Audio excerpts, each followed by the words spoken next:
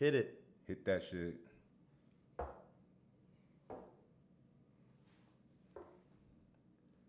Count us in, Uncle T.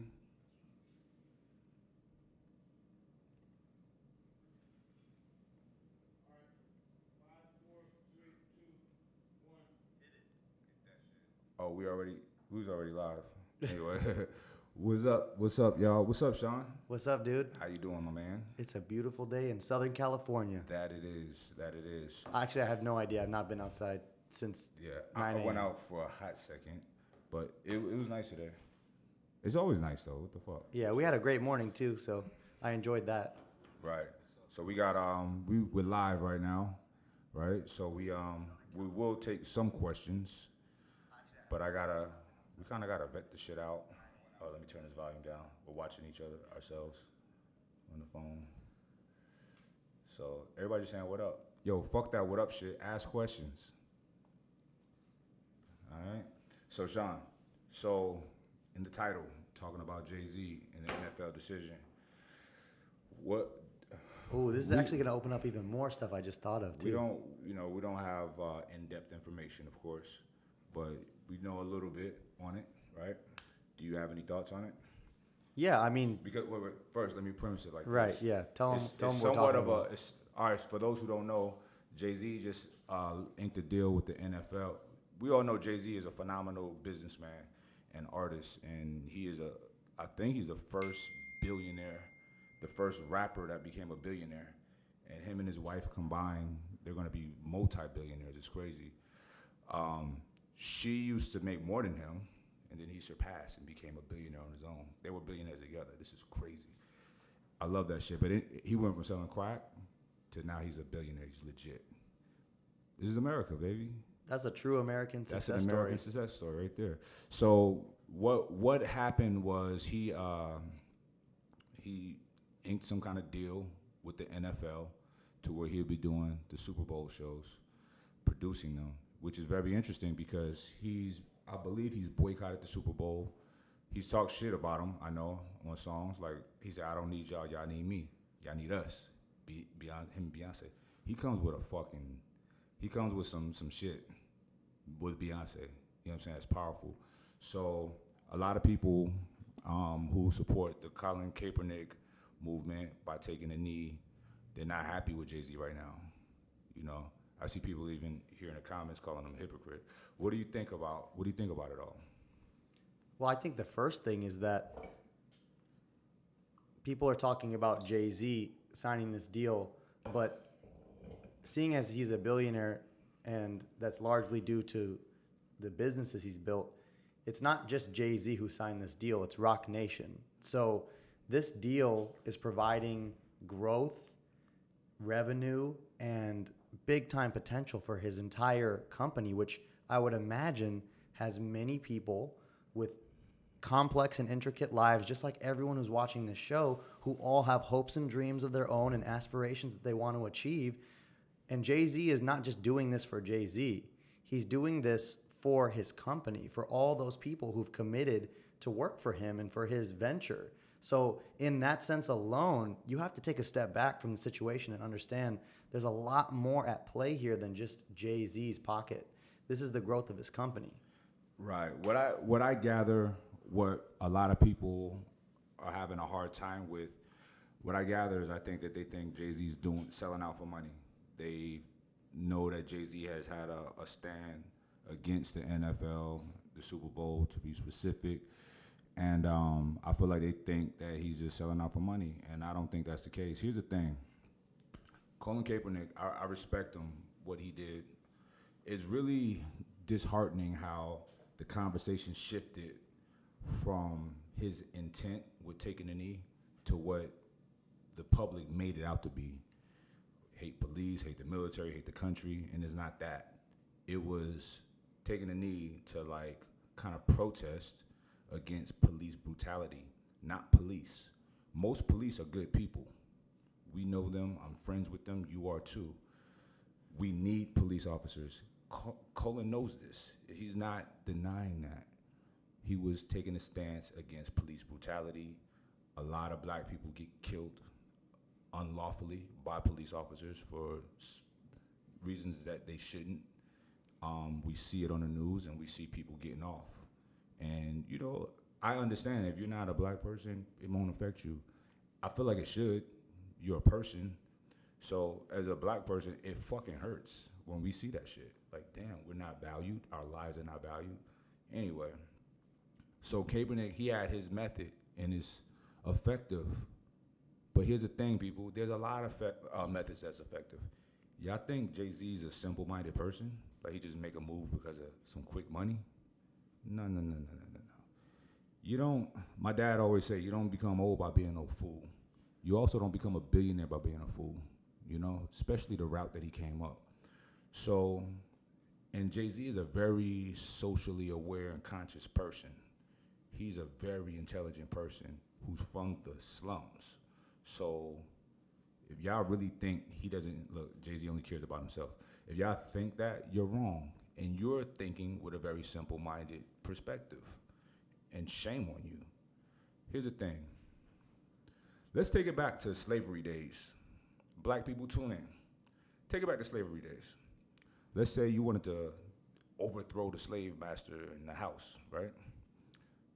You think gathering a bunch of people on the plant out in the field and getting the sticks or pitchforks or whatever and yelling and charging to the house, you think that's gonna work? No. They see y'all, they pick you off, pop. That one right there, pop. That one right there, pop. See you a mile away, right? How about get in the house? Poison the slave master's fucking lemonade. That's a more effective method. You know what I mean? I'm just saying, it's methods, it's tactics to do what you want to do what's needed, right? Being loud is not always the best tactic. It doesn't always work. It worked during the civil rights movement when, like in the 60s, because all the marching and all of that stuff, we still have these archived videos of people getting water hosed and dogs sicked on them. And people was like, yo, this is fucked up, right? It forced people to do something for the people to speak. This is a different time. They're not doing that now. So we can yell, we can rant, we can march. Is it effective? Who knows? Do I think it's effective? I don't think it's very effective. I think that there should be more intelligent and more thoughtful tactics for the desired effect. And my perspective is not very popular when I speak to my peers, to other African Americans. Because I tell them, I say, listen, okay, we're complaining about police officers, law enforcement, government this, government that. Let's get involved. Become police officers. Push your sons and daughters to become police officers. That's a good career, right? Join the military.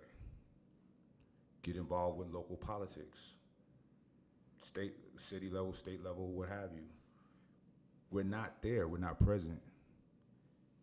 If there was a bigger Black or Latino presence in law enforcement, I think the couple racist dudes in each department would be hard pressed to be doing some bullshit if his partner's Black.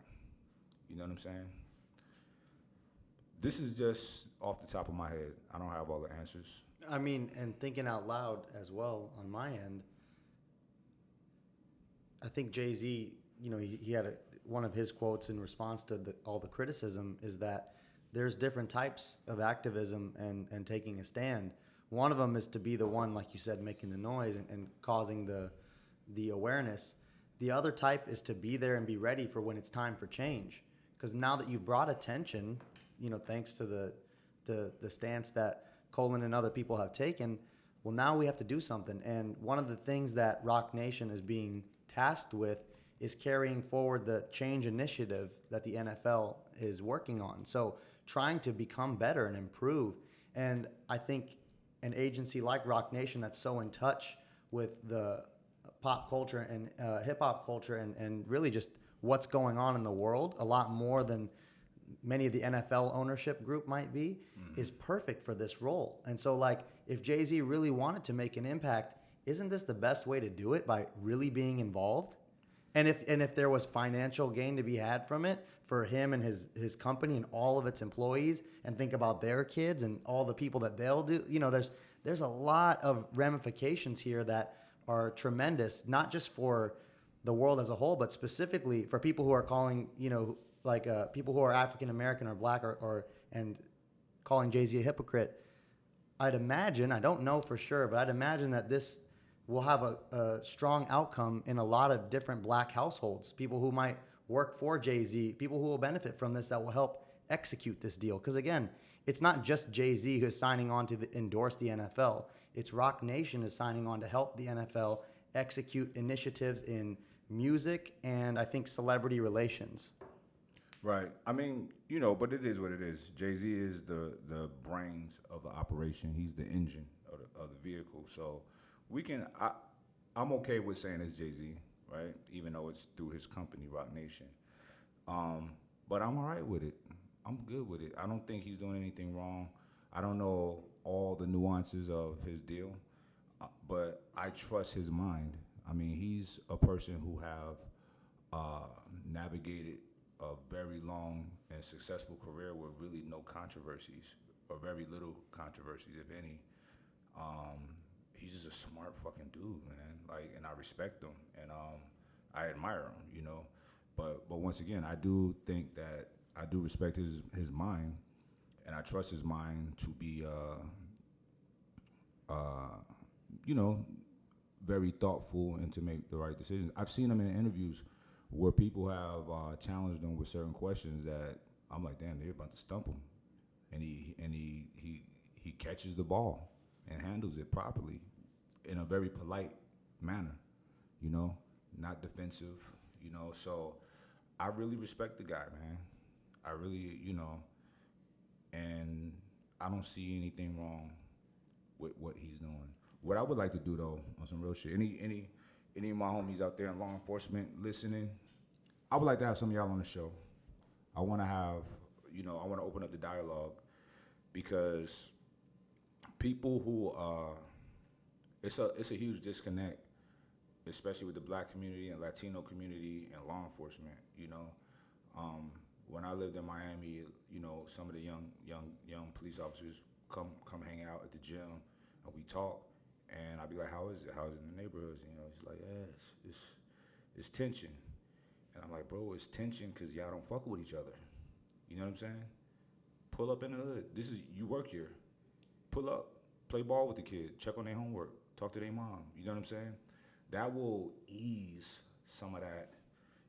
People fear what they don't understand. You know what I mean? They don't know. It's unfamiliar. It's uncomfortable. Historically, police only come to urban neighborhoods to take people to jail. You know what I'm saying? So why not come through when it's all good?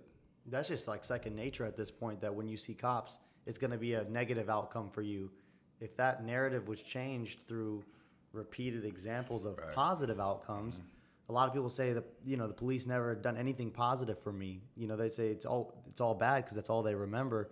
That could be changed within one generation. Right. If one set of the youth grows up with positive experiences, because kids generally shouldn't be doing too bad of stuff. Right. Like when they're like 10 years old. Right. There's a limit to how soon and how bad this stuff could be. Mm-hmm. So if they start having positive experiences, kind of like the officers in Detroit, remember they were telling us how they go play, pick up basketball games or flag football, whatever, with the kids. That's the type of stuff that sets it up so that you don't feel afraid when you see a cop, because I'm generally a law-abiding person in all respects, and still when I see cops, if I'm driving, I'm like, oh God, what'd I do wrong?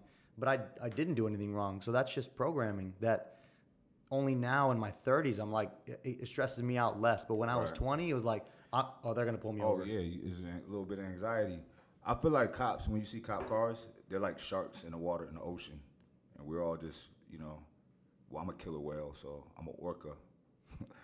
You know what I mean? But they're sharks, and everybody slows down and all of that shit.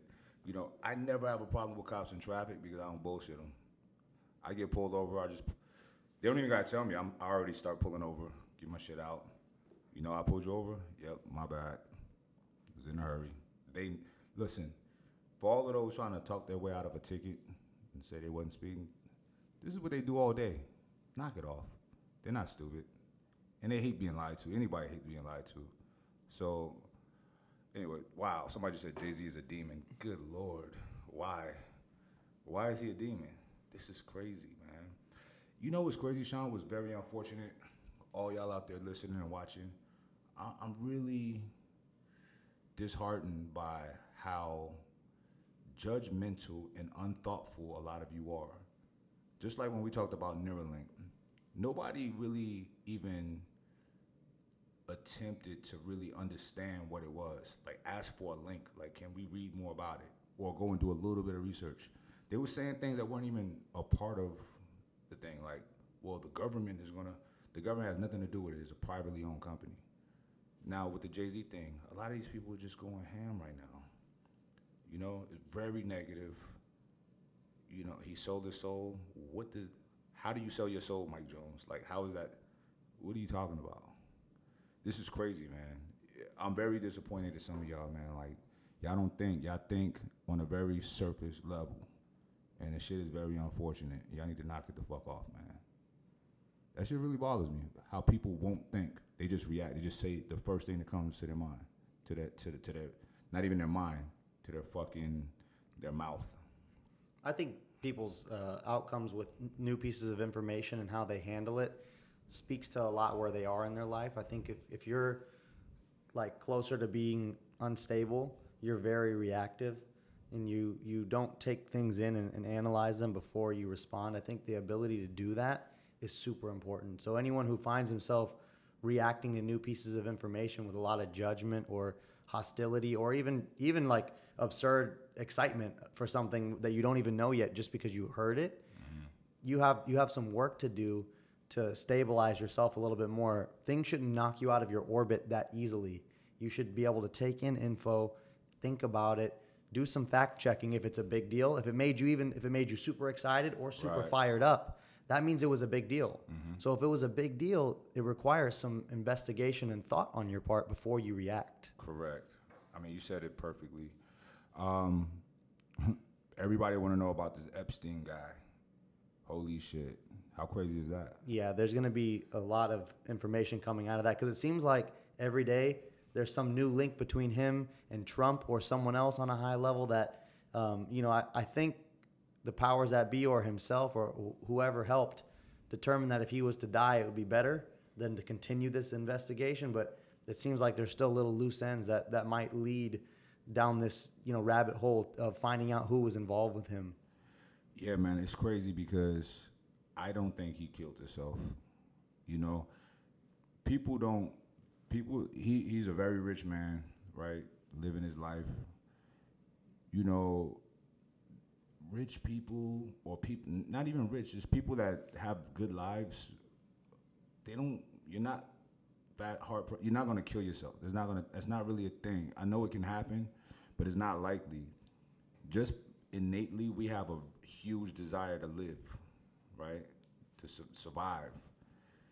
And when you have a lot of things, a lot of good things in your life, I don't think it's not that easy to just go and it's an easy narrative for me to buy though, like to understand that it could be possible that this is a man who probably experienced everything that's possible to experience, like all the most exciting things, and now was if not already condemned, was going to be condemned as a abuser or person who was taking advantage of women and participating in sex trade and et cetera. There's maybe there's only going to go downhill. My life was never going to be what it was. If anything, I'm going to be in jail for the rest of my life. Maybe I'll be given the death sentence, though I don't think so. But he would probably just spend the rest of his life in jail. So he's like, you know what? I'm out. It's easy to believe that, but I also agree it's very suspicious circumstances. Right. I'm going to get back to that, but somebody said, this guy Mike Jones is on a roll. He just hates Jay-Z. Jay-Z let Beanie Siegel go to jail. No, Beanie Siegel did some dumb shit to go to jail. Like, knock it off. These are grown men. Y'all are fucking ridiculous, man. Anyway, I see that. I get that. But I don't think he killed himself. Because he also is one of those people who think they're untouchable above the law and is likely that he could have got out of this shit. You know what I'm saying? It happens all the time. But maybe he was like, no, I'm completely screwed and there's nothing for me to do. I don't know, man. I don't know, bro. Who knows? But I mean, okay, I hear your perspective, but what about the fact that he could have outed a lot of big name people, Yeah, a lot of powerful people? yeah. I mean, because it wasn't just him alone, and he wasn't doing it just for himself. There was other people probably He was involved. hooking up with young girls or boys. I think it was Young girls, girls. but I'm not positive on that. Yeah. What the fuck is wrong, bro? We live in a fucking movie. It's a simulation. What happened now? It's a simulation, huh? The whole thing? Oh, I thought Everything. that was a new comment. No, this is a simulation. We live in. This is not real. This can't be. There is some engineers or architects or whatever, higher beings than us that probably resemble us in some form of fashion, because it's impossible to create something that don't exist in your mind, right? So I'm sure we're pretty similar to the engineers that created us in their computer. And this is a fucking game. We're a video game. I believe it. I think I'm starting to believe. With autonomy over our outcome? No, maybe limited autonomy. Just like democracy, right? You vote for this guy, this guy, this guy, this lady. You vote, people vote, they get this person, they think they picked this one, but no, they were given the four to pick from. So I think it's something like that, maybe. It's probably beyond my feeble mind, because they probably only programmed a little, what level of intelligence they want us to have. And this is it. We're like, they're watching us like, look at them trying to figure that out. Oh, let's add this bizarre situation right here. Because although I would never discount the possibility of that simulation theory, it also seems like the amount of crazy stuff that happens is inevitable, because you have It don't stop. 8 billion people all acting in their own interest, at once. It's so crazy. 8 and billion. And sometimes people's interests align, so they do things together. Mm-hmm. Sometimes they're at ends, so they do things to hurt each other, and everything in between. So the outcomes are so crazy. What do y'all think? I mean, do you think that this is a possible simulation? It's completely possible. Here's the thing. People could say, yeah, this is a simulation. People could say, no way. None of us know. Mm-mm. And here's the thing, why we don't know. Tim Johnson kick rocks and eat rocks and shit rocks. This fucking guy. Anyway, imagine I eat and shit rocks, tear his asshole up. It's disgusting. You don't want to do that. And then I want him to kick it too, to stump his toes and break his toes. Fucker. Anyway, there are the top scientists in the world. They have this big debate every year. It's crazy. They spend all this time debating on whether we live in a simulation or not, right? And there is scientists that are very skeptical of it, but they even say, when they're asked the question, is it possible? They have to say yes, because they're factually based. So nobody knows if we're real or not. If we are real, we're a real simulation, maybe, if we're a simulation. But nobody knows if this is us or if we are in a simulation. It's fucking crazy to think. It don't matter. Yeah, I guess that's the other end of the spectrum, is that it doesn't really matter. It's crazy, man. It's crazy. And talking about another big political topic that is not really super political, but it's affecting a lot of people's everyday life. Have you heard about Equinox, where we go to the gym? Yeah.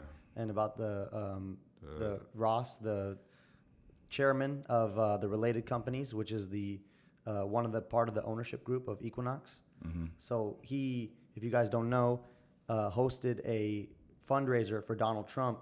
And as a result, from Chrissy Teigen and many other people, John Legend's wife, and many other people and groups have advocated a boycott of Equinox.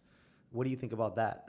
And that's because they're saying if you go to Equinox, you're in one way or another putting money in the pocket of this gentleman, Mr. Ross, a billionaire and a real estate developer who owns the related companies, and you're supporting. Because he supports Trump, you're supporting everything Trump stands for. So if you don't support Trump, you shouldn't go to Equinox. I don't agree with that. Because I get it. But see, that's once again, that's like people not really thinking things through. He may support Trump on certain economic issues, you know, and that might reign dominant in his life. And who are any of us to tell somebody what should be important to them or not, right? So, you know, people are so fucking arrogant to be so mean and cruel against people that don't think the exact same as them. Who the fuck do any of us think we are? And I even challenge you all with this. Everybody is so bent out of shape about everything politically, right? I have friends that, you know, when shit is going on in the news or politically, they go so hard. And I'm just like, why are you doing this? And here's the reality of it. In my adult life, I cannot think of one president that had any meaningful impact on my life. I can't think of one situation. People, listen, the American public is so divided and so angry with each other for nothing because all of these people, listen, y'all, they don't give a fuck about none of us. Whatever political side you're on, your leader, red or blue, don't give a fuck about you. They're all actually, this is all a business, it's all a positioning for power, privilege, and all of that shit. They all have the same agenda, red and blue. The things that they keep everybody fighting over has no impact on their lives. Gay marriage, does that have any input on your life? Not directly. Whether marijuana is illegal or not. You know, shit, certain things that is not what everyday people have to deal with. People deal with, you know, their relationships with their friends and loved ones, their jobs, you know, their health, things of this nature. Affordable housing. Right. So, you know, you guys are so mad at each other for nothing and so mad at each president. And let me tell you something. Every time there's a new president, half the country hate him, half the country love him. It will always be like that. So y'all calm down. It's not the end of the world.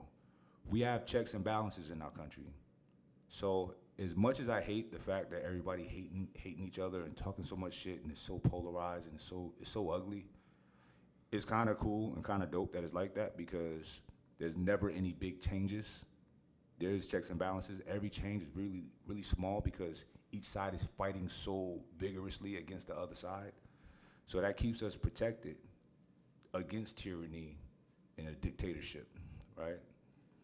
But it's just so ugly and it's so tiring. I try to stay away from the politics shit. I don't give a fuck. I live in my own little world, my own bubble. I don't give a fuck who's the president. They're not, you know, draining my bank account. And none of them is putting money in my bank account either. So, you know, it's just whatever. And this situation with Equinox and Mr. Ross was really interesting to me because for those who don't know, he has traditionally never been a Trump supporter. So it was actually very interesting to see him in any way aligned with Trump. And a little bit of research told me why that might be, which you would probably find pretty interesting, Mike. He has a company. It's called The Related Companies. And in addition to doing real estate development, they manage assets for wealthy individuals, or I imagine any type of individual who wants to invest their money with them. So they're kind of like Axe Cap, right, in billions. So this is pretty related to stuff that we're interested in. Mm-hmm. They manage other people's money. Right. Now, there is a program that the government has where if you invest more than $500,000 into the U.S. and you're from a foreign country, you can get a visa. So if you invest $500,000 with a U.S. company, you can get a visa. Mm-hmm. So essentially, without saying it, you can buy a visa. Right. Because you can invest in a company and in a roundabout way buy your citizenship eventually, or at least a visa. So this is a challenge to the way that the U.S. traditionally does visas, which is on a basis of merit or waiting list or whatever. So it's kind of like a lot of people think this is wrong. But this program is in place right now. And Mr. Ross's company is one of the biggest users of this program. They bring in a lot of their money, and I believe it was, I can't remember the exact figure, but it's like if you remember on Billions, AxeCap has like 6 billion or 4 billion under management. This company has like over 50 billion under management. It's crazy big. And this is the guy who he owns Equinox, but I'm sure it's not even relevant to him. Like it's not a thing he thinks about on a daily basis. It's probably like something to keep his wife busy. Yeah. So they acquired Equinox because Equinox has such cool real estate. Like that was probably one of the reasons for them, and they helped grow it. But he is an individual who has much bigger like things going on than that. So they use this program to bring money in. It's ending in September, and they need this program to be renewed rather than dying off. So all of a sudden now he's helping Trump with something because he probably wants something in return. Right. And this may be the thing because it's really the only thing that's been identified as to why they would come together. Because all of the things that Trump hasn't advocated for, I don't know that he's outright against any of these things for like the communities of people who feel oppressed, whether it be gay, transgender, or et cetera, who feel they're underrepresented or misrepresented by Trump, who have a big problem with him. Because that's where it seems like most of this is coming from.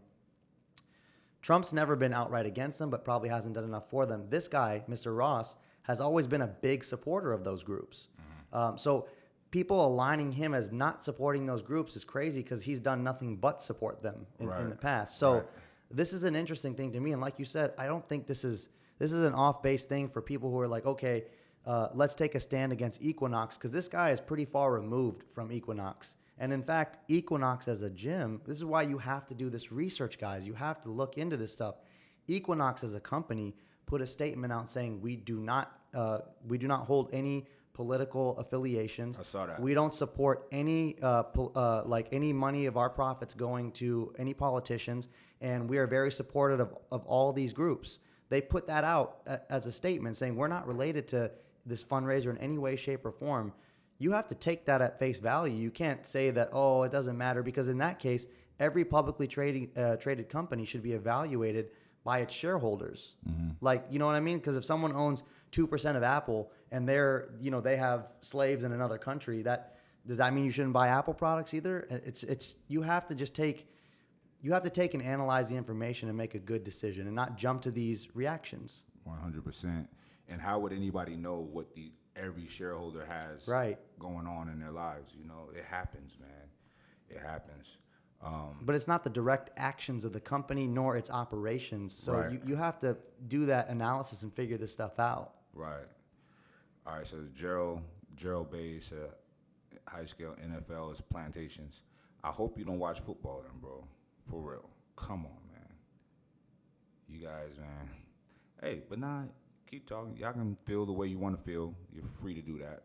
I can't tell you how to think or to think. So, you know.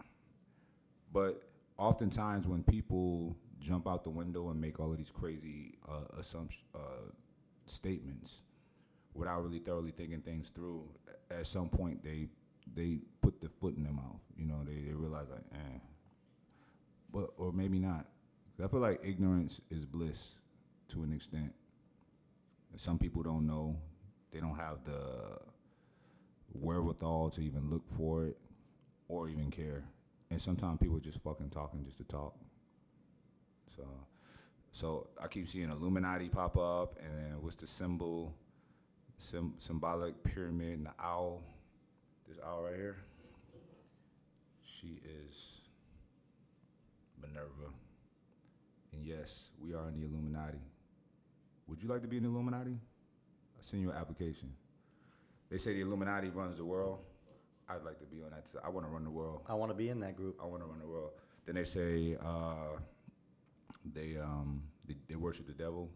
I don't even believe in the devil, so that doesn't apply to me. And I don't worship the devil, but I want to rule the world. You know, I want to be wild. They say Jay-Z's in the Illuminati. I want to be on his. I want to be like that, like Jay-Z. Knock it off, y'all. If the Illuminati was this big, secret, powerful organization, why in the fuck does every Tom, Dick, and Harry talk about the Illuminati? It's not a big secret if y'all all know. You know what I mean? Listen, nobody knows shit.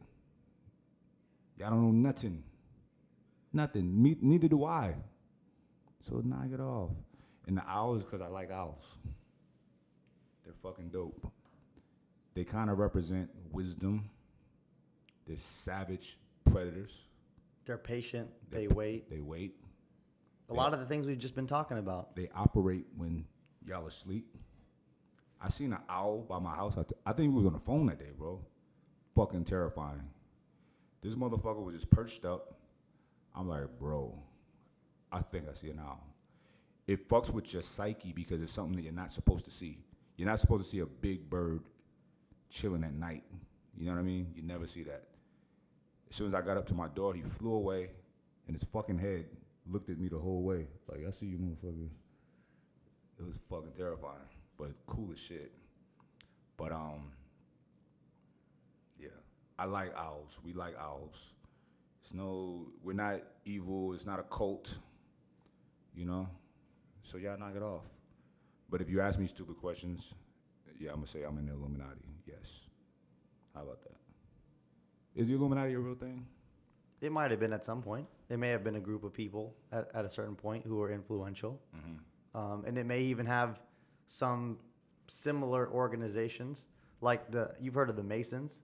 Right. That's a group of guys in different chapters around the world who all are in leadership roles in their communities, and they meet and they help to improve the lives of everyone around them, especially like children and people who can't take care of themselves. And they do a lot of beautiful things. And so this idea, usually with every like mythology or thought or urban legend, there's some kind of little truth to it.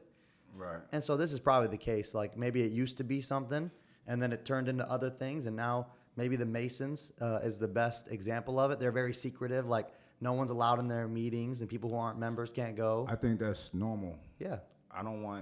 Listen, when you are on a certain wavelength and you have your fellowship, your community of brothers or sisters or whatever, it's for y'all. You know what I mean? I think it's okay. I don't see nothing wrong with that. If you want in, you can be in. Anybody can join. You got to be invited in by someone, and I think that's a great determinant. If like someone who's in thinks that you're worthy to be in, or not just worthy, but you're a good fit to be in. It's just like what we talked about in New Jersey, where energies balance out. You don't want to bring someone into your group who doesn't belong there because they operate differently or have a lower energy level or desire for life. You don't want to bring that person into the group. So yeah, I think I agree with you. It should remain the way it is, and that's the best. That's their rules. Yeah. Everybody but yeah, I agree with you. Maybe, you go back 200, 300, 400 years ago, a lot less people on the planet, and maybe those who were Masons just happen to be, in high positions. I know that oftentimes in like higher learning institutions, there's a lot of fraternities, a lot of that kind of secret brotherhood shit, and they all look out for each other, but that's normal. If you have a fraternity of brothers, whatever it may be, y'all gonna look out for each other wherever y'all at, It's like if you got family in Oklahoma, you happen to be in Oklahoma, you call your family. It's the same kind of thing. Not all family is related, and sometimes people build families through organizations and shit like that. Somebody said save the comic book industry. I didn't know that was a thing, but yeah, okay. But yeah, I don't see nothing wrong with the shit at all. Listen, if there's wickedness there, I'm not aware of it because I don't give a fuck. That's not my world. I'm not like a Mason or Illuminati investigator, I feel like live and let live. Like I stay in my, I do my thing and let people do theirs. If people are, if I am the type of person who, if I see something that's out of place, close enough to me, I address it, So it's not like I'm a person to just sit around and just not, when I say I don't care, I do care. I care if I see things that's out of place and I can get to it, I try to put it back in place. But other than that, I don't know what's going on with everybody. All this shit is speculative, and I don't believe nothing that everybody's running around yapping. I don't even know why people believe that shit, because where are you getting your information from? That's crazy. Brendan Shaw posted some shit. It really disappointed me, man. he does podcasts all the time with Joe Rogan, right? Joe Rogan's a smart dude. You know, these people have common sense. They vet things out. Information is the internet. When people be giving that argument like all this shit is evil, no, this is a utility. How we use it can be good or bad. The internet can be a bad place when people are spreading information that they don't even know where the source is from. So when last week or whatever, a couple weeks ago, when we had the shooting in California, then the shooting in Ohio, and then Texas, remember that those all in 1 week mass shootings. Brendan Shaw felt the need to put a thing up of all these black dudes and said these are mass murderers, and they happen to, you know, they're not all white. Look like more black dudes than white dudes. First of all, it was like, I don't know what, I gotta look it up, what the criteria of a mass murderer. I think it's more than 4. Okay, so these were like 2, 3, and it was like gang banging shit. It wasn't like going into a grocery store, opening fire with an AK or AR. You know what I'm saying? But nonetheless, where you get, it's just a fucking thing, a picture that he posted with some text on it. Where's this information coming from? Who are these people?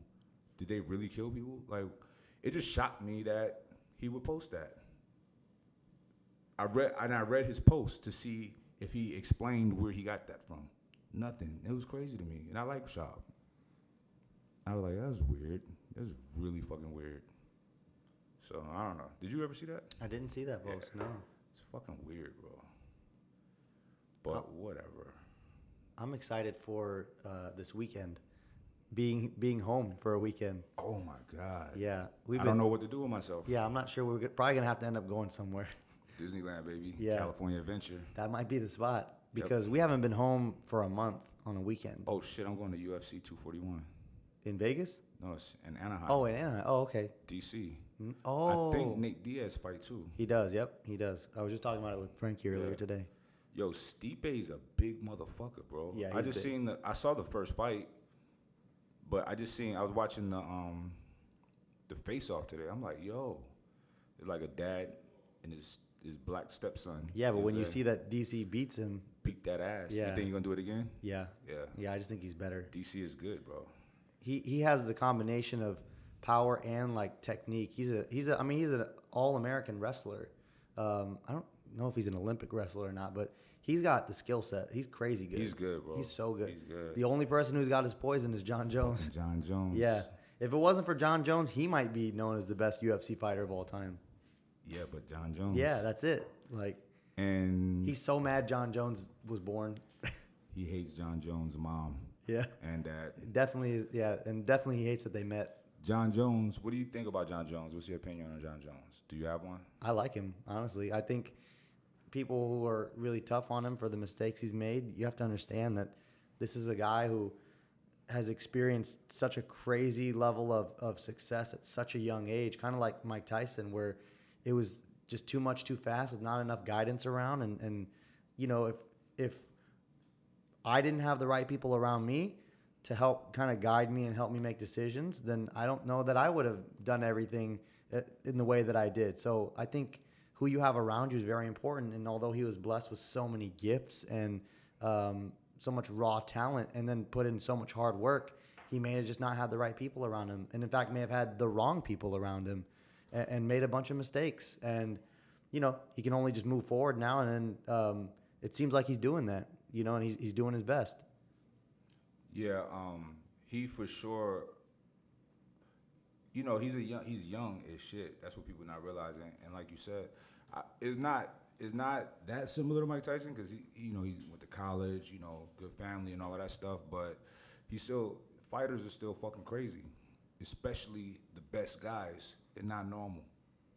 You can't be normal to love to fight. You know what I mean? But yeah, he's a little off. But so what?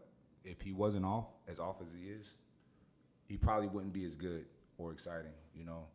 All of the failed drug tests. Look, I don't care how much drugs you take. Good is good. You know what I'm saying? Good is good. And as much as I expect all the, you know, anti-doping agencies, the WADA and USADA and the Olympic committees to be doing as much as they can to stop drug use. I expect the athletes and the scientists who are helping them to be doing just as much to try and bend the rules. I expect that because sure. it's part of the competition. You want to have every advantage you can possibly have when money's on the line. And here, I'll give you a monitor. There you go. It came. Minerva shitted it out like an egg. Came out of her butt. So you're right. And is life-changing money on the line. People are going to find whatever fucking advantage they can. And this is a sport. It's sport and it's rules, but all is fair in war. It always have and always will be. We're watching gladiator shit. Yeah. There's a lot of guys who take a lot of shit and just haven't gotten caught. We know that. We've talked to certain doctors and shit like that, so we know this shit for a fact. Like I said, I expect that everyone's doing their best to do what they can to bend, break the rules, or just not get caught. Right. But, when it comes to combat sports, just for the record, man, like, maybe if somebody's really, first of all, I doubt that on this level that guys are, like, just straight injecting testosterone and shit like that, because that's easy. It's so easy to get caught, right? Mm-hmm. So the whatever little advantages they're trying to get is not, to me, I don't think it matters if they take it or not, is not elevating their game to that extent. Now, what I think guys might be, abusing shit is like off-season training, for that recovery and all of that, So, but here's the thing. It's like, what is not performance enhancement? Getting 8 hours of sleep is literally a performance enhancement. You know what I'm saying? If you take a protein supplement, that is going to enhance your performance. Creatine, natural, normal shit that's legal. Mm-hmm. So it's like, where do we draw the line? There is a notion out there. Some people say they want to see these athletes. They say my volume too low, Uncle T. Help a brother out. They want to see athletes. I even want to see superior shit. I don't want to pay money or pay for pay-per-view to see some shit that I feel like I can do. You know what I mean? I want to be blown away. So is that an argument? Should athletes be allowed to do whatever? Well, yeah. I mean, in the bodybuilding world, you have two different organizations. One where everything is stringently tested and you have polygraphs in addition to the other types of drug testing. And then you have regular bodybuilding, which is pretty much everything goes. They tried to introduce testing into regular bodybuilding, but did they? Yeah. When was this? This was back when Jay was still competing. Actually, it was in the earlier 2000s. They tried to introduce drug testing, and everybody failed. Literally, everybody failed, and the people who didn't looked so radically different than they normally looked that they stopped doing it quietly. Quietly but surely they stopped doing the drug testing because they're like, this is ruining the whole sport. Right. Now, bodybuilding is a physique-oriented sport, and steroids can affect your physique more than your performance at baseball or fighting or anything else. But other sports, you expect that these are the pros. They should be able to do stuff that other people can't do. Like, we let race car drivers do things that are dangerous for regular people to do that we would go to jail if we were doing. We let them do it because it's a controlled environment where they're doing it. They're not doing it to regular people. They're not just driving around Costa Mesa like this. They're on a controlled field. I do. Yeah, but you're not a professional, so you would go to jail if you got caught doing some of the stuff. They can't catch me. Yeah, that's true. So these guys do extraordinary stuff because they're pros. And the same could be argued for other sports too. And that's from someone who hasn't utilized anything like that. But personally, I think if these are professionals, whatever the tools of their trade are that can make them better, they may benefit from having access to them. And a lot of the guys, like we've heard from the doctors, they're not doing this stuff to be crazy big, muscular, or strong. They're just trying to recover. Right. It's the training. Because we know how hard it is to recover just from the training we do on a daily basis, which is, for me, you different getting ready for fights, of course. When you're training for boxing, you're doing 2 a day, sometimes 3 a days. But for me and for the average gym goer or bodybuilding physique type of athlete, you're talking about an hour training session a day. Big deal. It's not that hard, and it's still kind of tough sometimes to recover. Right. These guys are training sometimes 4, 5, 6 hours a day, 3 different workouts, every single day. It's tough to keep up, but it's what they have to do to meet the demands of their sport. So a lot of their different protocols are for recovery and regeneration. Right. And I get it, shit, like at my age, I notice a difference in recovery. It's not the same. I used to do anything at all, any time of day, whenever, feel great the next day. Now it's not the same. So, you know, um, imagine day in and day out taking beatings and this, that, and the third. These guys fucking need this shit. It's like, and people are so, like, say for instance, or testosterone replacement therapy. Combat athletes, football players, any athlete that takes trauma, their testosterone levels are being suppressed. They need a replacement. You know what I mean? They need that supplemented into their regimen. I guarantee you take guys who's not taking shit, high level guys, I guarantee a lot of their levels are lower than average people. And this is what people don't understand. You can't look at somebody and tell that if they got high or low testosterone.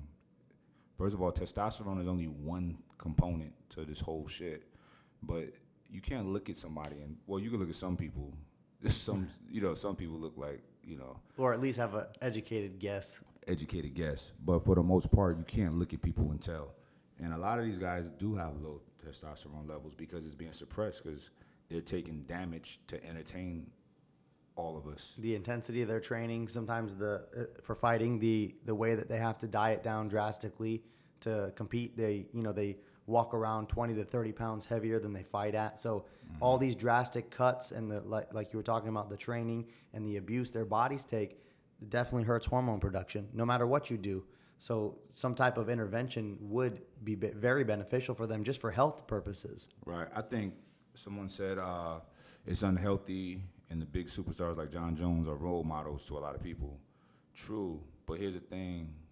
Your parents should be the role models. Or at least the rule setters. The rule setters and explaining these things. And then, here's the thing. Like these athletes, they have a window of time in which they can really perform at their best.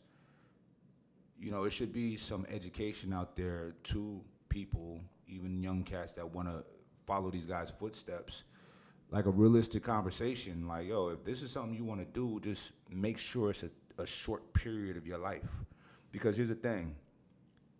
People, like, let's talk about the health ramifications of steroids, right? You don't die from taking steroids. You can abuse anything. Like, let's say somebody, the Mr. Olympia, they have this 10-year run or however long when they're working their way up to the top. They get to the top for a little bit, they maintain it, and then they retire. Then they get back to being healthy and thinking about longevity, The human body wants to repair itself. It wants to regenerate at all times. I mean, if people don't believe that, like, look at it, cut your hand. You don't got to go to the doctor. It's going to fix itself. You know what I mean? A broken bone will grow back together stronger, So our bodies want to regenerate and be normal.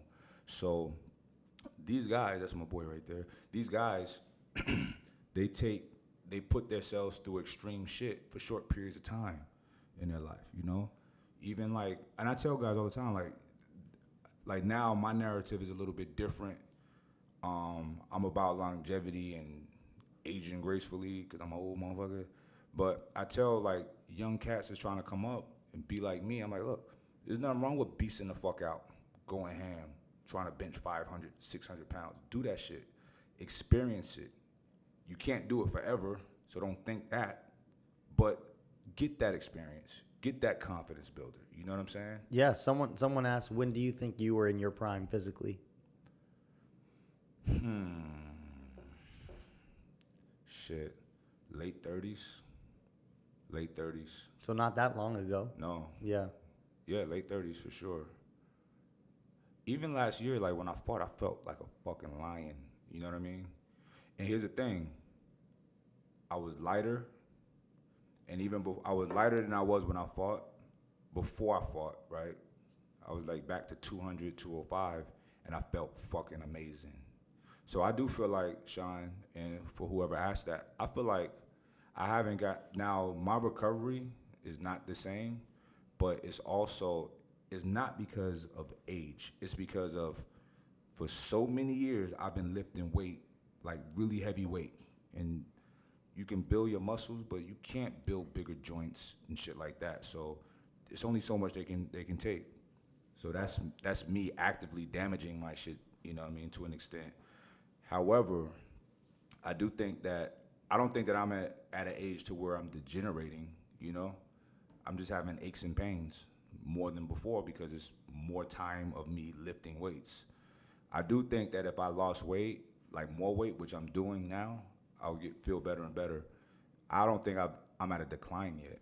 So maybe I'm still in my prime, but I got to get back to that prime weight, you know. You haven't hit your prime. It's funny because I feel a difference too from the way my body operates, but I still feel like at any point in time, I'm still capable of going upwards in terms of making improvements. So I agree with you that You're doing it now. Yeah, I haven't even hit my prime. So I think I have a lot more physical development to go, strength gaining to go, and many years of that ahead. Yeah, and I want to do, with that being said, I'm not trying to be neglectful of my health now and trying to take care of ourselves ahead of time, but that's where a lot of the products we have come into play, our lifestyles come to play, and even like seeking out constant information about what we can do to stay on top of it and stay ahead. Things like the sauna and managing our exposure to blue light. These are all things we're doing to try and not be victims of the aging process, but be really in charge of ourselves and how we age. Night owl. Bam. Yep. There it is. That was convenient. Right. Yeah, man. Oh, someone's asking, am I vegan? No, I was never a vegan. I ate a vegan diet for almost 2 years. Beginning of the year, I introduced fish back into my diet because with blood work, I saw that fish, whether I was vegan or eating fish, my health was the same. It was still good. And I dropped meat for my health reasons. So I want to be clear on that. When I say I wasn't a vegan, veganism isn't, matter of fact, I'm going to read the literal definition of veganism. So if you are plant-based, I eat mostly plant-based now, to be clear. And before this, I ate 100% plant-based for almost 2 years. Veganism is the practice of abstaining from the use of animal products, particularly in diet, and an associated philosophy that rejects the commodity status of animals. That part does not apply to me. A follower of the diet or the philosophy known as vegan, distinctions may be made between several categories of veganism, blah, blah, blah, blah. So basically, a real vegan won't have leather seats in his car, no bags with leather, don't eat any meat products, nothing. They all the way in for the embetterment of animals and all of that. And just being honest, I love animals. I think they're awesome. But my loyalty is the people, not animals. If I was going to be an activist for something, I'm not an activist at all. It would not be animals. It would be for humanity, and for people building better relationships and treating each other better, shit like that. I love animals. I don't want to see animals harmed. I'm not that guy, that don't care. A lot of the videos that I've seen with like some people will tag me in some gross shit, and I'm like, please don't tag me in this. Like people hacking cows' necks and decapitating them and weird shit. And look, I know people who were raised on farms and their family business with farms, and they're nice people, and that's not how they do shit. That shit is so rare, and it's propaganda, and you shouldn't do that. Now, for the farms or the people that do the bullshit, fuck them. It's not okay. And I guess bringing some awareness to it is a good thing. Then they can't hear me. I guess bringing some awareness to it is a good thing, but I'm not a vegan in that sense. But I do believe in a predominantly plant-based lifestyle or diet because we now have the means to get a sufficient amount of protein in other sources than meat. And I'm all with that. Maybe later in life, when I have more time to research it more and pay attention to it more, I will fall back in on the more philosophical side of veganism, but I'm not there right now. I have no qualms with my lifestyle and things of that nature. So, I think one of the biggest things that's been uncovered in the last few years or however long is that you don't have to consume a whole bunch of animal product or meat in order to build muscle or recover from working out. If you simply consume enough protein in total from all of your food, including plant-based sources, you're going to be able to build muscle, recover from workouts, and feel great. So with that said, there's not as much pressure, and I say pressure particularly because when I started working out, there was the idea that you needed to eat 6 meals a day. 2 of them are shakes, and then the other 4 are animal protein containing, whether it was eggs or cottage cheese or meat. There was going to be animal protein in literally every meal 6 times a day if you wanted to get big, you know, and now we know that that's not true. So simply through this education that's happened, we could literally cut our animal protein intake in half or more, which is what I've done, which you've done even more than that. So now it's like eating animal protein once a day, if that, to where now we don't have to anymore. You have great plant-based protein sources, not just from whole foods like, you know, the greens and rice and peas and et cetera, but also like, you know, man-made sources that are, yes, they're processed, but process is not necessarily a bad thing. It just means designed with intention or refined with intention. Things like Beyond Meat and the Impossible Burger and et cetera, all these plant protein derivatives, they're awesome. I think they're great for people who want to reduce their animal intake for any number of reasons, whether it's ethical or nutritional or health-based. If they want to, they can now. So you can, that's been established. You can get bigger, you can lose body fat, you can build muscle, you can recover, you can be an Olympic athlete, you can do anything you want, and you don't have to consume animal protein. But with that said, if you feel the desire to, we're not here to tell you to stop. Right. And it doesn't have to taste bad. You know, straight up, you know, most of the food I eat is from Trifecta. That's not a secret. It's been like that since Trifecta's been around. And Trifecta has Beyond Burgers and Beyond Meat products, which, listen, I went into it very skeptical. Like, because typically I didn't like meatless meat products. But Beyond Burger is fucking good. It tastes like burgers. You know, I made it with the vegan cheese, some ketchup, wheat buns. I'll probably make some tonight. It tastes like a burger without all the grease and fatty, you know. And I've always been weird with meat, bro. Like all my life, I've never like any meat that I would have. It had to be burnt, very, very, very, very well done. I remember, like, I don't want to look at a picture of what I'm going to eat. You know, I've always been weird with meat, so I'm not a big meat eater out the gate because it's just weird eating an animal. But we have to survive. However, we don't need animals to survive now. You know, we have other sources, and that's just where we are. And life and science and technology and all of that shit. We have the means to, like you said, get these nutrients without so much animal protein. So that myth has been busted up. The idea that plant protein is inferior and animal protein is what you need if you want to be strong or big or otherwise athletically inclined, those notions are dead.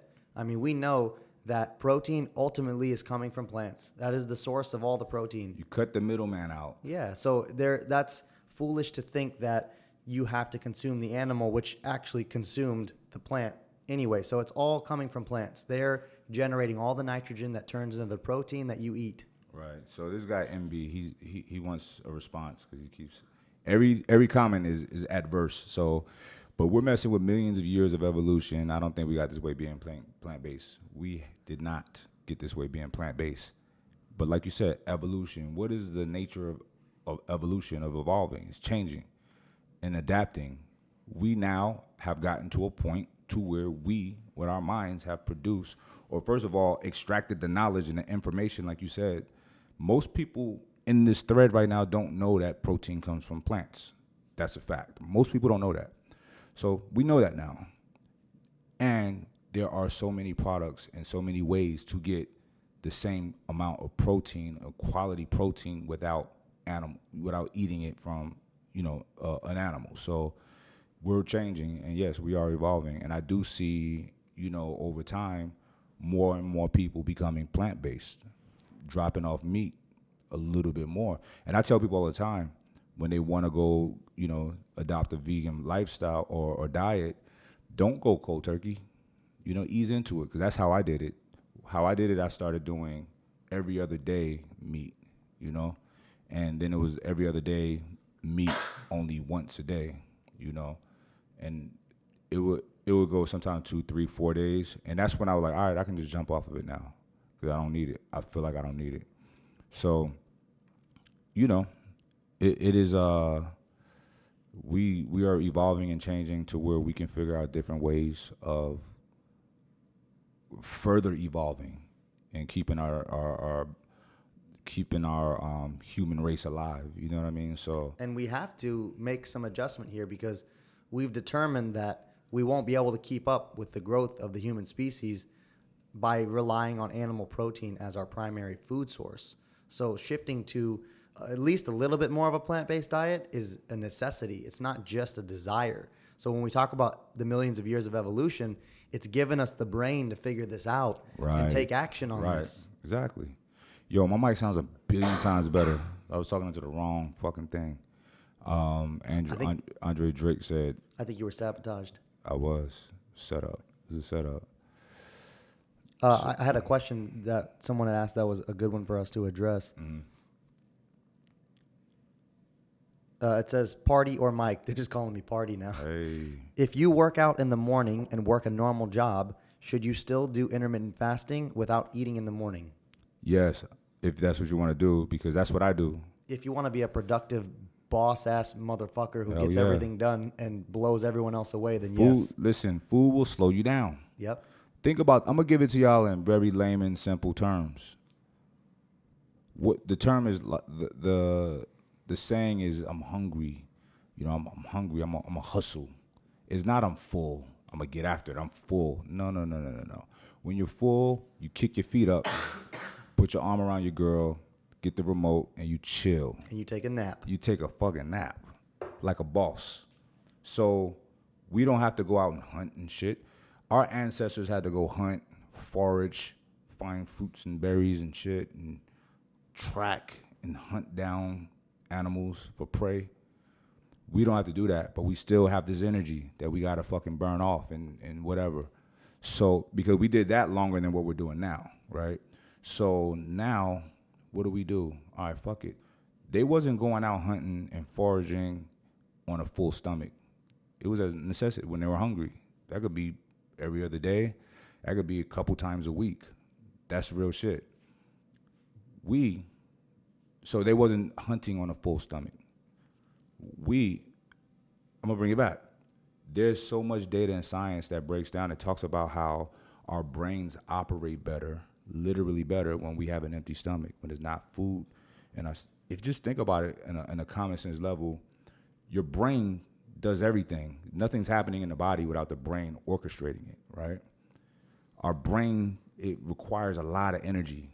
A lot of the food, what's the percentage? Like 30, 40% of the food, the energy from food that we consume goes to our brain, right? It's a very high percentage. Very high, way higher than you would expect, right? Yeah, the brain is not eco-friendly. Exactly. So when you're digesting food all the time, your brain is working. So you're using up your brain's resources from doing other things, from thinking properly, from being able to navigate difficult meetings or whatever, right? It's unnecessary, and it's not necessary because you're not hungry. We eat out of habit. Food is a drug that most people are addicted to. I've been addicted to it before, It's fucking hard to break, so because we have such an abundance of it at our disposal at all times. And it feels good to eat. It makes you feel good, but it also makes you lazy. It makes you fat and stupid. But You heard it here first. Mike Rashid said eating makes you fat, lazy, and stupid. That's right. But here's the thing. So we're overdoing it. It's getting worse over time.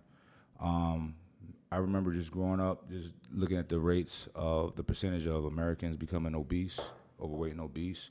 Now it's to where majority of Americans are overweight and obese. And close to half of all Americans are at least pre-diabetic or diabetic, right? People's plates have gotten bigger, right? I mean, And the rate of diabetes and coronary artery disease, heart disease, is through the roof, all because of eating too much food. So from a nutrition perspective, people think that intermittent fasting is a magical tool, like it has some crazy magic benefits that supersede like any other type of diet. But the fact is that it really doesn't per se. It's the actuality of the fact that, like you said, it helps you manage your food intake very effectively. So if you can just manage to not binge eat in your little bit of a restricted time frame of eating in 8 hours, you have less hours of the day where you're worrying about food. It more closely resembles the eating pattern of people, years ago when food was scarce. I think that's pretty true, is that, like you said, food wasn't readily available. They didn't have fridges or grocery stores. So they weren't eating as frequently, and that helped manage their calories. This overabundance that we currently enjoy on a daily basis, it's nearly impossible to eat all day, every day, and not overeat. That's too much to ask. So regulating yourself by limiting your time window that you eat in is a very effective strategy for not having to worry about this shit so much. Because yes, you can still binge every day, which intermittent fasting can, and some people cause, because it lets them think, okay, if I eat it in 8 hours, I'm good, so I can binge eat every single day and I'll be good to go. That's not necessarily true. If you still eat too many calories, whether you do it in 8 hours or in 24 hours, you're still going to gain weight. Correct. But it's less likely, and you can at least narrow down the window that you have to manage your diet in, and it's a lot easier for me, for you, and for many of my nutrition clients who use that strategy. It's a lot easier to just say no to food as a whole and understand I'm not eating in this time frame, rather than having to decide what to eat all day long, eating 3 large meals and 2 snacks or 6 meals or whatever they've heard is needed to burn fat or be healthy.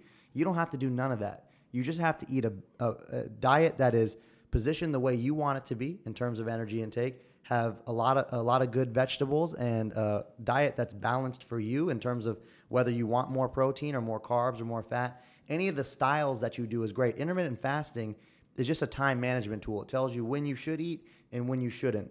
That's also great for optimizing your circadian rhythm, for helping you fall asleep more effectively, wake up more effectively. And it's a great thing to increase your productivity, because if you're not worrying about food at all, if you just know I'm not eating right now and your body's used to that, you're going to get a lot more done. If you're constantly thinking about when's your next snack, when's lunch, when are you going to go get something to drink, a soda or an energy drink with calories in it, you will never be fully engaged in the task at hand, and you'll work a lot slower. Right. All right. So somebody says, he said, yeah, that's all good and all, but can you name any elite level bodybuilder, strongman competitor, NFL player, heavyweight, MMA fighter, or boxer who is vegan? Keyword elite level. Okay. Before you ask me that, you should have looked it up yourself. Okay. So I'm going to Google it. Let's see, elite vegan boxers. Let's see here.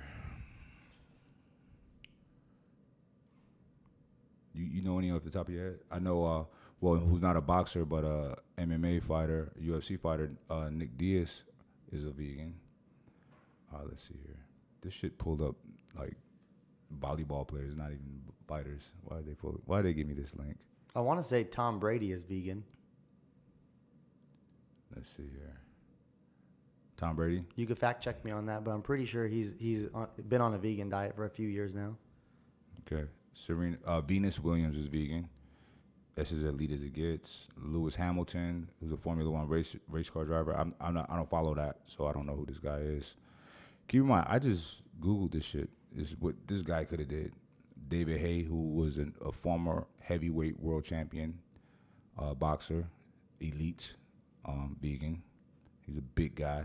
And I don't. This question is positioned as if we're saying that being vegan is better. Mm-hmm. And I don't think we've never said that. No, it's not. That's not the argument we're saying. Yeah, Nate Diaz. There's a lot of vegans, man. The point was that you don't have to have a diet that is filled with animal protein top to bottom to be an elite athlete. And also, it hasn't been enough time yet with this knowledge being out in the world for athletes to be coming up as a vegan or be raised on a diet that, because remember, people who are vegan maybe 20 years ago had such an inferior level of information and nutritional guidance available to them in terms of how to be vegan and get enough protein and balance your carbohydrate and fat intake and get enough vitamins and minerals and have the right supplemental items to help balance any deficiencies you might have. That hasn't been happening for long enough to see these people become elite yet. That's only really been a thing for the last 5-10 years. Very true. It's going to take another 5 to 10 years for that cream to really rise to the top. But there are several vegan Olympic athletes, gold medal winners, including a lady named Dottie. Remember at the Vegan Street Fair? Did you ever see her or interact with her? Dottie? Yeah, is her name. She was at the Vegan Street Fair earlier this year that we were at.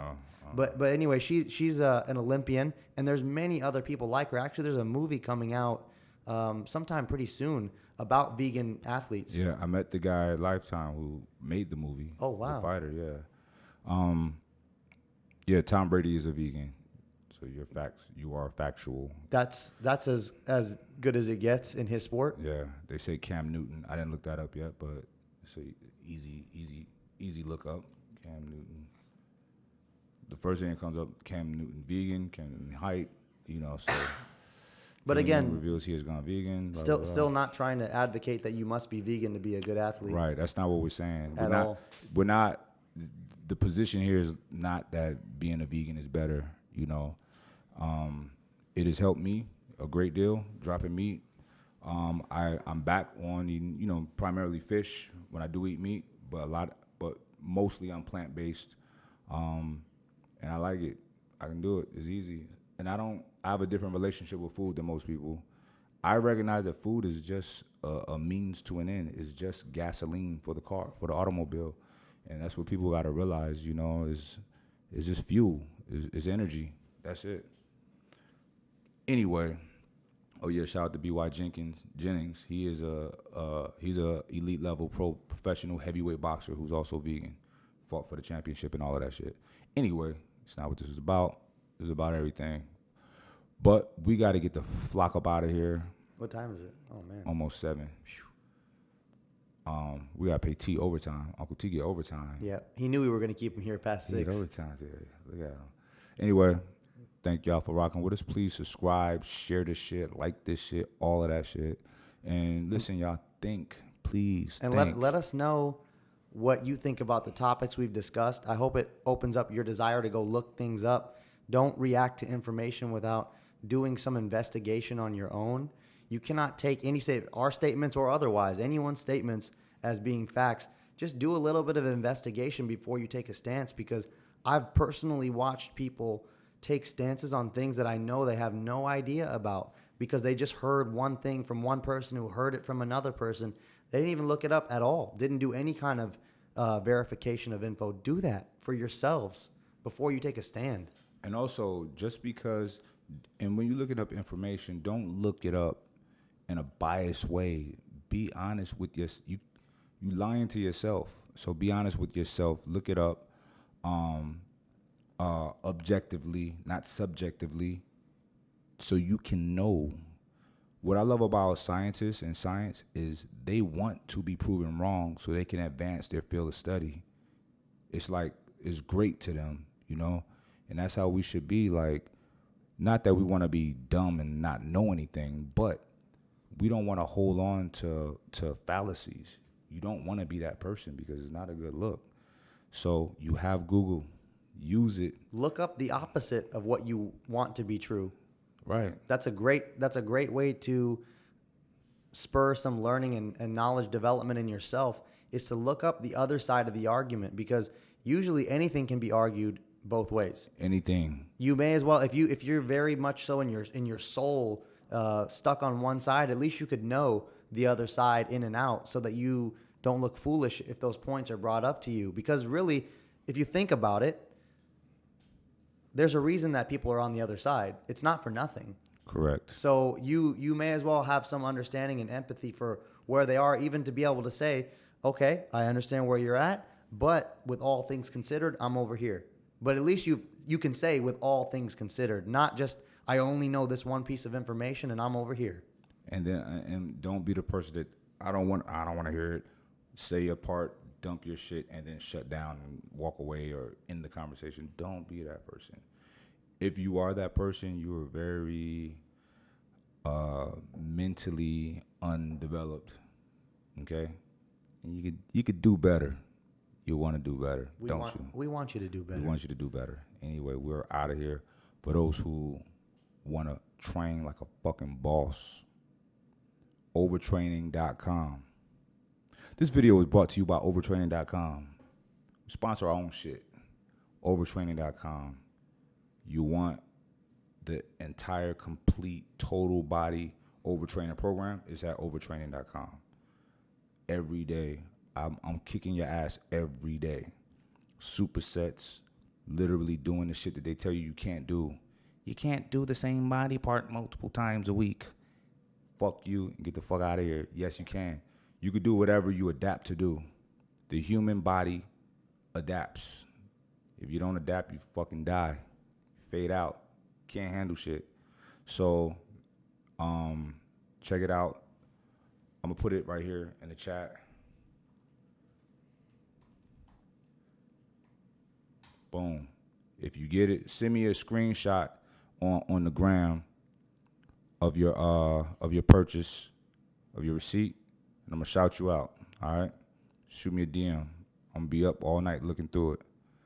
But this is for the back. This is not for. I'm gonna be honest with y'all. This is not for everybody, Sean. Right? This is not for everybody. This is for people who's not afraid to go hard. People who are go-getters in life. How you train is how you do everything. If you train like a pussy, you do everything like a pussy.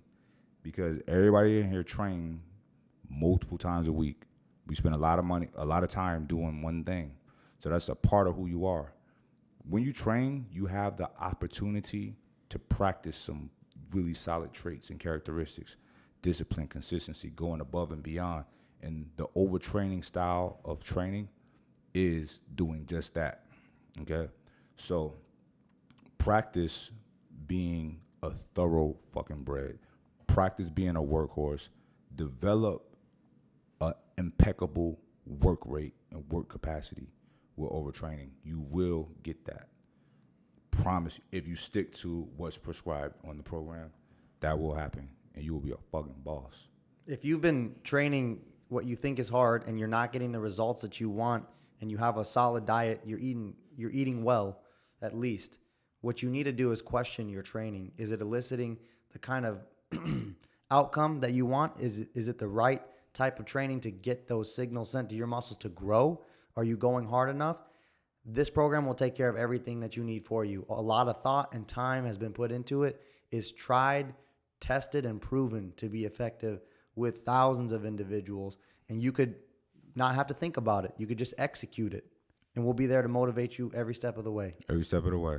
All right, we up out of here. Peace. Uncle T, take us the fuck out of here. Let's get us out of here.